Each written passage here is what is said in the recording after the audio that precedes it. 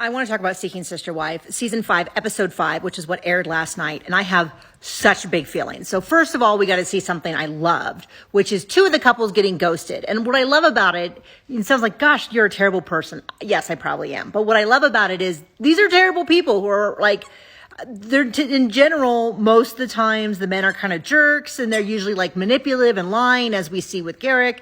And they're not being honest with either their current partner or their future partner. There's a lot of like, I'm going to wait until marriage. And then immediately when they meet someone, be like, I never said I would do that. So I enjoy when people who lie and cheat and are manipulative get called out and don't get what they want. So seeing 2 couples basically get ghosted, actually 2 couples getting ghosted by 3 people this episode was good. But then the other 2 couples, I'm going to get into them in more detail, but I wanted to start with April right there because she was my villain of the episode. And she beat out Garrick solely because I already knew Garrick was awful. I didn't know how manipulative and awful and April was until this episode, and she was not good. Maybe I'm the only person who had this reaction. My husband had it too, but I don't think I am because, and I wish I had better language to describe what she was doing. But so I'll explain to you what happened this episode, which is, so for a reminder, because I know a lot of you aren't watching the show, Danielle is the 3rd wife. She's also significantly younger by at least a decade, younger than her and him. I don't know all their ages. I guess I should go look it up, but she's pretty young. I believe she's 24. She was 22 when she met them and joined the family. They have since she had a baby. They've moved houses. They're really pressuring her to date. And she has said, it's too fast. I'm not ready for it. They always indicated they wanted 5 wives, but now that she's in the relationship, she's feeling like this is all too fast. I believe it's an appropriate boundary for her to set. And she subsequently left, got an apartment, and then very quickly came back because she loves them all so much. They have a baby. She loves the baby, all of that. She meets with Nick. She, in no certain terms, says, in order to stay, we got to go a little slower.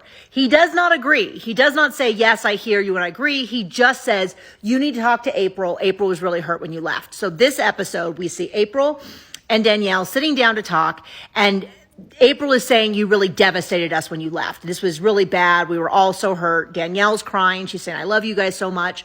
April brings up the 1-year-old, Vera. Oh, Vera was so sad you were gone. I couldn't brush her hair because you're the one who brushes her hair. She's in tears. And deep down, I just feel like this is so deeply manipulative. If this family structure is no longer working for Danielle, it is the mature and right thing for her to do to leave.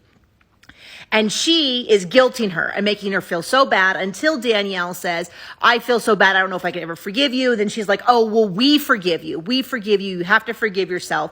You just have to promise you will never leave again. And I'm like, oh, this is so bad because she has the right to leave, right? Like, I mean, it's cults that you can't ever leave. And now she already feels bad about leaving the baby and leaving them. April's saying, you can have our forgiveness as long as you promise to never leave. And then she says, we will stop dating until you're comfortable. You're more important to me than a future wife, so we'll stop dating. But then a little bit later in the conversation, just a few sentences later, she clarifies, for a little bit.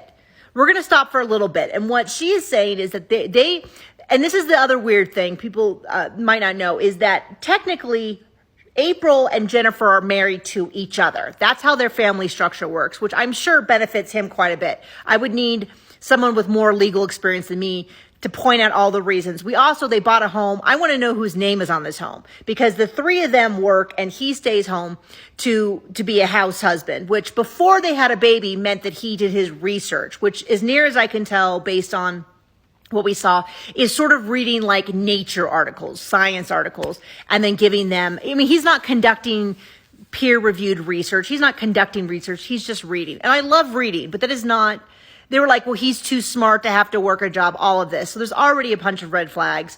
There's a lot of, I don't know. I was so upset and I was like, this is so deeply manipulative. And he has not agreed to stop dating. And in fact, we see in a preview that he says, I love you, but not enough to stop dating. Not enough to stop this system. And so I just felt so incredibly icky about this conversation. So tell me what you think. Am I totally overreacting? Am I just, yeah, projecting or something. But my husband and I had the hardest time sitting through this conversation because I was like, this is so wildly manipulative between the age difference, the fact that she keeps referring to all of them, that she brings the baby into it, that she's making her promise never to leave again, is offering very little concessions. The whole thing I couldn't believe it.